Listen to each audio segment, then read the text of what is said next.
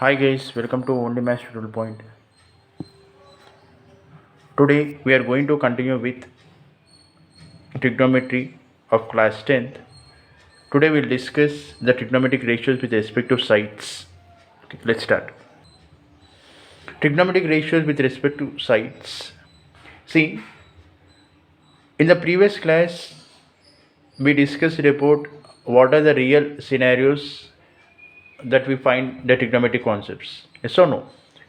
So in every case we find that it is showing like a right angle triangle.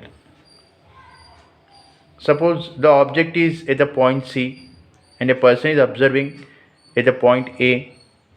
Okay, now we need to find the height of this object or the distance between this object and the person.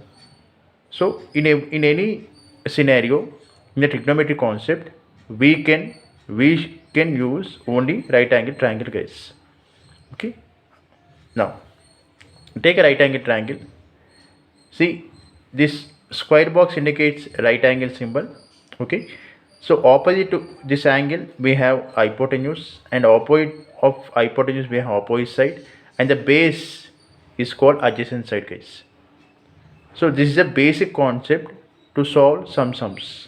If you know this table, you can find few sums, and we have some more scenarios, some more tables to by heart or to learn. We have some more sums based on that table also. Now here you need to understand AC, that is the hypotenuse, is the longest side we call, and opposite side is the other two sides, and we have formula hypotenuse square is equal to sum of two adjacent sides. Okay, this side is equal to the square of this side, hypotenuse square is equal to the sum of two other sides. Okay, now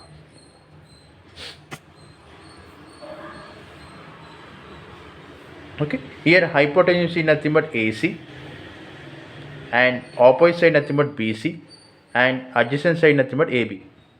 Okay, I hope you understand this concept. In the next video we are going to continue other concepts, and we'll do sums based on this triangle also in the further videos. Thank you for watching. Please subscribe to my channel for more videos and for more updates. Thank you.